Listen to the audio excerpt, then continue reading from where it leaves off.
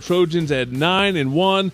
A little extra day to enjoy the win over Colorado, but I'm sure it was right on to UCLA. But, Coach, let's start with that Colorado game. I want to start on the defensive side of the ball. So much attention's been on the offense this year, but the defense needed a good performance. What did you see in terms of improvement from week to week on that side of the football?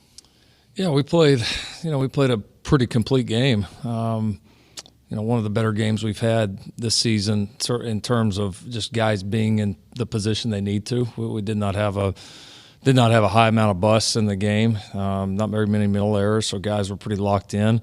The 3 turnovers, obviously, forcing the safety, the sack fumble, and the interception were obviously huge plays. And though we did a really nice job in the throw game and both in coverage and also rushing the passer, that really showed up.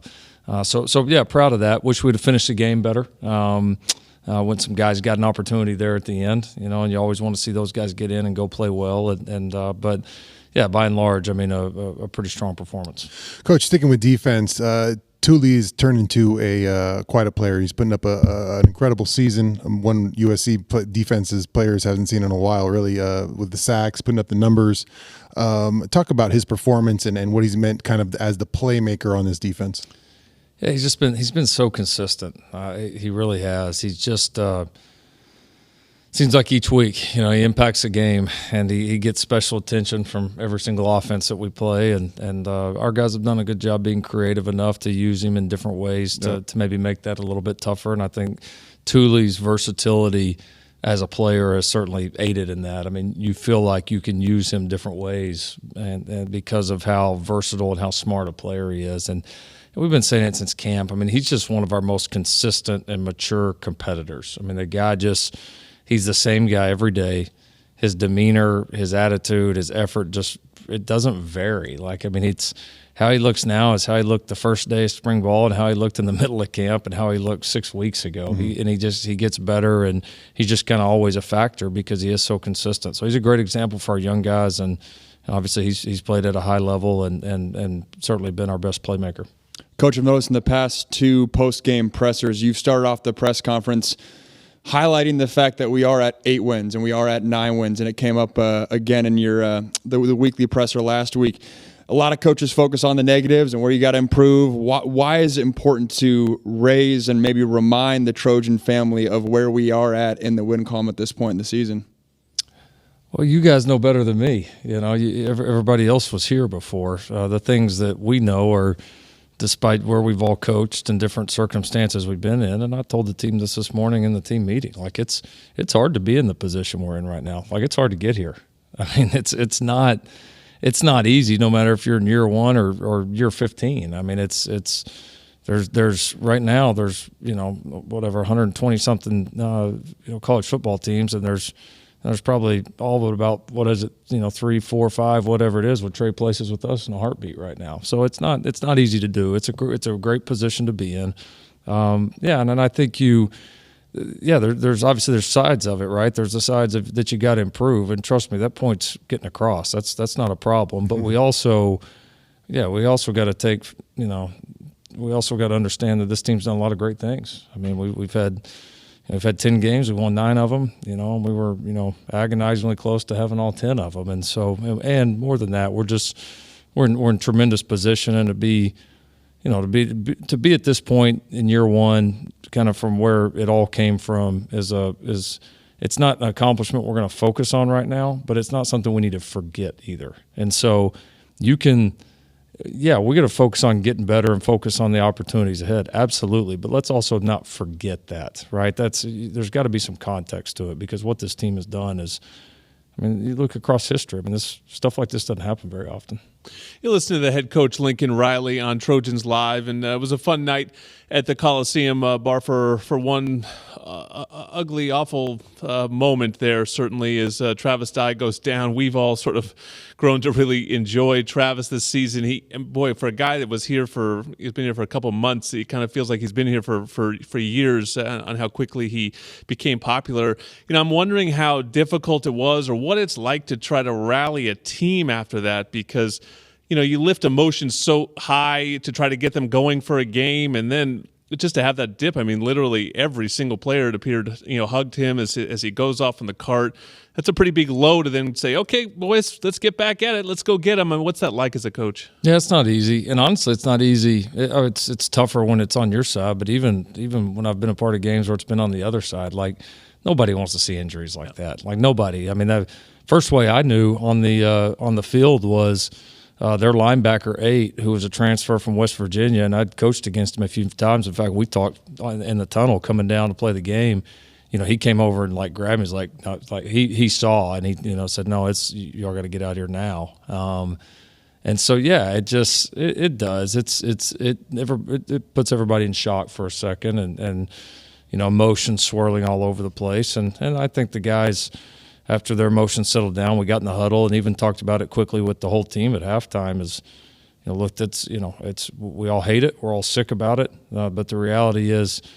Travis, kind of the competitor of all competitors. I mean, what would he want us to do right now? Would he want us to sit here and sulk about it, or we want us to go in there and compete at the level we've been, competing at since day one, and him being a huge part of that. And so, that's you got to get past it. It's not easy because your emotions are swirling. Whether it's teammates, as coaches, you feel responsible for every single thing that happens out there, and you feel. Especially ones like that, and with a senior and a guy that's been a part of it. I mean, you kind of feel the weight of that, right? That's just I've been obviously been a part of injuries. You only typically have a handful of ones like that in your career, and that was heartbreaking. But at the same time, he's got a lot in front of him, and if anybody's going to bounce back from that, and he certainly will, he's wired for it. Coach, we got a little bit of a chance to see what it looks like without Travis going. Obviously, like you said, tragic incident there, but we get to see Darwin Barlow go, got Austin Jones going, get Raleek Browne going. What's in your mind? What's it going to look like moving forward? Is it going to be a little bit of everything? Are you going to kind of lean on someone like you did with Travis? Is it going to be a mix? How do you see that kind of playing out? It'll certainly be interesting. I mean, Austin's definitely, option one right now. I mean, I don't think there's any denying that. I mean, he came in and played well. We felt like those guys were 1A and 1B, really throughout the season. And he's been tremendous. And again, you got to have a guy we can turn to there that has his experience, playmaking ability, now knowledge and some experience in the offense makes a big difference. And then, yeah, I mean, we're certainly going to use, Raleek and Darwin. I mean, there's no question about that. Those guys did some really nice things the other night. It was good to see them both, get a lot of carries and be able to go run kind of the full offense with them, just not a few things here and there, and thought they both handled it well. So, it's 3 different guys. They're 3 very, very different skill sets, which sometimes can be tough on the defense. And so, yeah, we'll pump the reps into all 3 of them, have them all ready, and I would plan on using all 3. When you went into the portal and targeted Travis Dye as a guy that you wanted to get, I'm sure you knew what you were getting in terms of the running back on the field, but the leadership aspect off the field, how much of that was, hey, we knew this was coming versus a pleasant surprise? Well, you never know until you get in the fire with somebody, but even our initial conversations with the kid, you could tell he was wired to want to come win. And, I mean, his motivation for coming here, he didn't have to, right? He was an established player. He was at a good program. Like, he didn't – this wasn't like some deal where it's like, oh, I'm leaving a program that hasn't won any, or I haven't had much success. I mean, he kind of like a lot of these guys saw, man, I can kind of go back home here. And this program I grew up watching and supporting was so close right here. Like, I can come be a part of this in my last deal. What a chance for me to go out, and what a chance for me to make an impact. So he had that from day one. I mean, he was team first, all in. Like, he's like Shane and a bunch of these other guys that have led the charge that way. And, I can easily say we wouldn't be sitting where we are without him. I mean, his impact has been that strong. You're listening to the head coach, Lincoln Riley, on Trojans Live. Coach, it was nice to see Jordan Addison back out there, but we didn't see a ton of him. What did you see? Were you happy with what you saw in terms of going forward? Yeah, moved around good. It was, we knew we were going to keep him in the 20 play range and let him get out there, move around, and we didn't want to overdo anything. We just kind of put him out there and let the offense go. And ball found him a couple of times. We missed him a couple of times. I mean, that's when you only play 20 snaps. I mean, that's the nature of it. But He did well. No, he moved well. It was good for him. I think just get out there, get some confidence back, and moving around. And I mean, he's doing nothing but progressed. I mean, he certainly wasn't 100% the other night, but he is. We expect he will be this week. Coach Miller Moss, your backup quarterback, got some action. I finally got to say Miller time on the air. I was very excited about that. How did he perform out there? Looked like he used him a bunch of ways. His accuracy was on. How did he perform? He did a good job. Led 2 touchdown drives. Which was great to see. Good to see the guys rally. Had a couple of third down conversions. We had a messed up exchange between him and Barlow, and other than that, he was pretty solid. Managed the group and converted and did a nice job. So yeah, I was proud of him. I mean, it's good to get him in the game. Wish we could have been able to play him, a few more times leading up into this, but it was cool that opportunity presented itself. And Miller did what he's been doing kind of all through fall and all in practice behind the scenes. He's been performing, and we've had a lot of confidence that whenever he was on the field, we were going to move it, and we did. A few weeks back, we talked about wanting more from the X receiver position, and this past week, your top 2 receivers, Kyle Ford and Rice, top receivers this past week. What have you seen from that X position, especially from the aspect of a lot of guys stepping up the past few weeks of trying to fill that void? Yeah, I think those two have responded to the challenge. I mean, we challenged them, and let them know that we had to get more production out of that position one way or another. And those guys, give them credit. They've made plays. They've made big plays. Several of them the other night. I mean, the 2 third and long conversions to Ford were huge plays when we were kind of struggling coming out of the gates. And then Rice made a couple just really kind of otherworldly plays. I mean, the comeback ball he caught on our sideline, and he had another nice dig ball that he made a really tremendous catch on. Obviously, the touchdown. I mean, he made some pretty high, some high difficulty plays. It was good to see because I mean, not only you get the production there, but then I think just the confidence grows for the ball to continue to find those guys. And they're both, they're 2 of our bigger guys. They're 2 very, very talented guys, and they're matchup problems for people. And so, we've got to be able to take advantage of that, and it was good to see us do it. USC, UCLA, it's always good, but it's particularly special this time as there is so much at stake, and a matchup of 2 pretty good offensive head coaches in Lincoln Riley and Chip Kelly. And Coach Chip Kelly, I mean, he's been around, pretty much your entire career. What stands out to you about the way he calls a game and the way he's really affected offense across the country?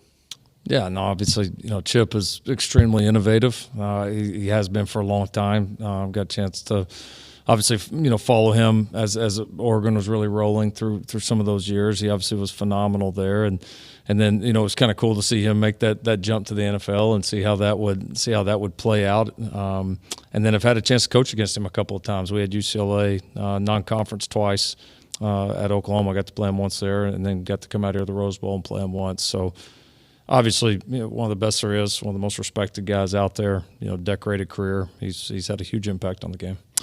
Coach, this is your first rip at UCLA, USC here. You've been in some big rivalries in your career. What's your outside perception of this game, and what do you think it's going to be about when it comes to Saturday? Yeah, I'm excited about it. I mean, I think the unique thing for me is the fact, obviously, both being here in the same city, right? I mean, I've been, we've been in, big rivalries where maybe it's 2 in-state schools or it's neighboring states, the Red River game. I mean, some of those that are pretty cool. This one, yeah, I mean, you just think about, what we're separated by, and it's obviously not much. And then as you guys said, rivalries are great. They're great all the time. But when both teams are good, and when there's a lot of opportunities, kind of sitting there for both football teams, it makes it way, way, way better. So, yeah, it'll be a memorable first one. We had to face Jaden DeLora a few weeks back, and this week you got DTR. Similar, but at the same time different. What's your read on their quarterback? He's a good player. I think it's the 3rd time I've played against him. Been around a while. God, he's been there forever. I may be mistaken, but I think when Kyler was our quarterback, he started, which was a long time ago. So it was 2018. So impressive guy, though. I mean, he's really improved throughout the years. I mean, there's no question. He's become a better thrower. You can tell he's just the experience, the number of game reps, the number of practice reps he's had in Chip's offense. I mean, you can see it take hold. He's a very confident player. You can tell he knows what he wants to do with the football, and then I think he has the confidence that if it doesn't work out, that from an athletic standpoint, he can still make it happen. And he is. Obviously he and Delora are both very, they're both. They give you a lot of trouble, right? They're obviously both very athletic. They're different type players, but they can pose some of the same type problems. So they've obviously played at a high level offensively, and the combination of him and the back Charbonnet has been tough for most people to stop. And what about their defense? They've obviously changed some things going into this season. I didn't play at their best last week, but what stands out to me, they played really well at home against a Washington team. We saw Washington on Saturday and how good that offense is. So, there's certainly some big nights that they've had. Oh, yeah. No, I mean, played well. Obviously, beat up on Utah there at their place. And as you said, played well against Washington. They've had a good year defensively. I mean, they've changed just about everything you could possibly change. I mean, the staff obviously changed a lot. You talk about a completely revamped group. I mean, you see kind of who played last year and then who's playing this year. I mean, it's really like one guy. I mean, they brought in a ton of transfers, a ton of newcomers, and they've done a good job gelling those guys together. They've played well for them. They, schematically they do some things that are very, very challenging. They got some good players. They've done a good job rushing the passer. They've done a good job limiting explosive plays. It's done a lot of things that good defenses do. Coach, a lot of emotions usually in a rivalry game. Guys can get too fired up, or it's your job kind of control that emotional switch. How do you approach this game with your players? Does anything different happen, or you just can't keeping the same message every week in and out? But with that rivalry game and those emotions, do you have to tweak it a bit?